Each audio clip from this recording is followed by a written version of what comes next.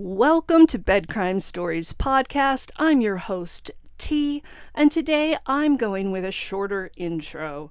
Happy Tuesday. I was re-listening to some interviews from the channel Listen to the Voices Behind the Wall, interviews that they did with Don Wells.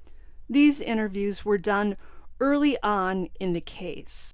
In Cher's video entitled Interview with Don Wells, Part 2, Don makes several stunning statements. When I come home, she'd come running down the hill at the truck and meet me and open my door and just say, "Daddy, did you bring me candy?" And I says, "Yes, I did, but there's a couple times I'd forget, I'd be tired or whatever." And she'd say, "That's okay, I miss her so much." I can't even imagine that. It just made me think of Leland always asking me, "Do we get candy? Do you get my gum? Do you get my Tic Tacs?" I haven't had to buy candy at all since she's been gone. I haven't had to buy it. Every time I saw the gas station, anything, I think about it. When I pull in the driveway, the other day, Candace come pulling in the driveway, and I run out to the truck to get Summer, and I forgot for a minute that she wasn't with us any longer. And so that was really depressing, Did you notice how Don had to stop and pause when talking about why he no longer has to buy candy? He said, "I haven't had to buy candy since she's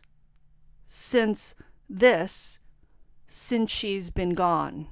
I believe that pause there is very meaningful and another one of those moments when Don's brain wants to say the truth, but he's circumventing it. Don knows he can't tell the truth, so he has to come up with another alternative. Listen to it again and pay attention to that part in particular. Day before I left for work, she says, "Dad, will you bring me candy?" Or she'd give me a list. And so every day when I come home, she'd come running down the hill at the truck and meet me and open my door and just say, "Daddy, did you bring me candy?"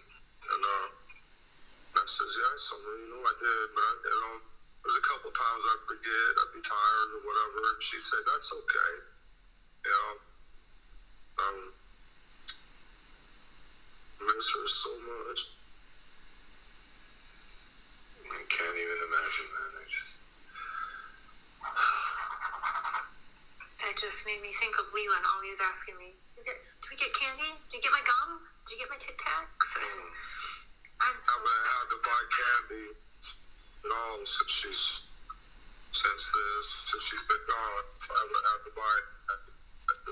Every time I saw the gas station, anything, I think about it. When I pull in the driveway, the other day, Candace come pulling in the driveway, and I run out to the truck to get Summer, and I forgot for a minute that she wasn't with us any longer. Don also says there that he ran out to the truck and he forgot that Summer is no longer with us. In my opinion, what Don means by Summer isn't with us any longer is that he's saying Summer has passed away. She's no longer with us, meaning with us on Earth.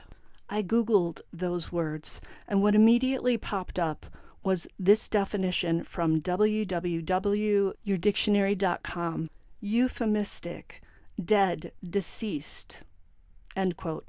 Don's meaning is 100% clear to me. He's expressing knowledge that Summer's dead.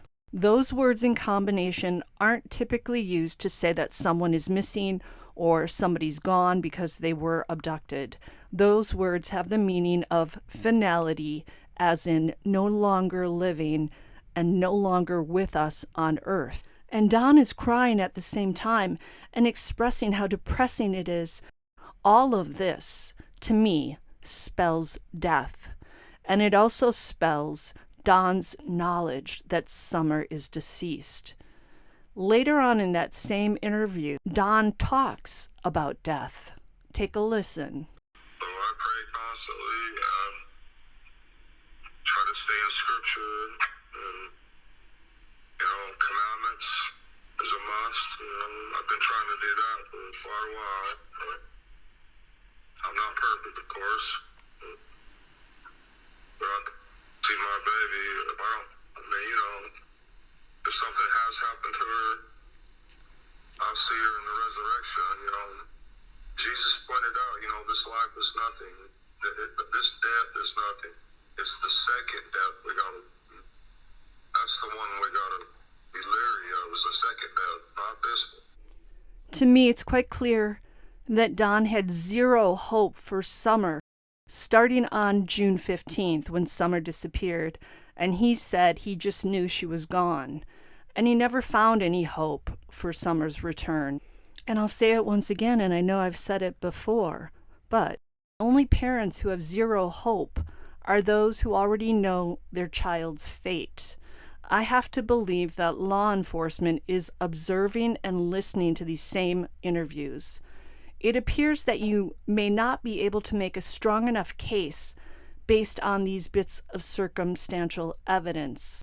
But I'm hoping that when all is said and done, and all the statements by Dawn and Candace, where they pretty much say they have no hope, or that they've moved on from Summer, or that they'll see her in the resurrection, when all of those are cobbled together, all of that with hopefully whatever else they're finding will make for a strong case. Until the next time on Bed Crime Stories. Now please do me a favor and smash that like button.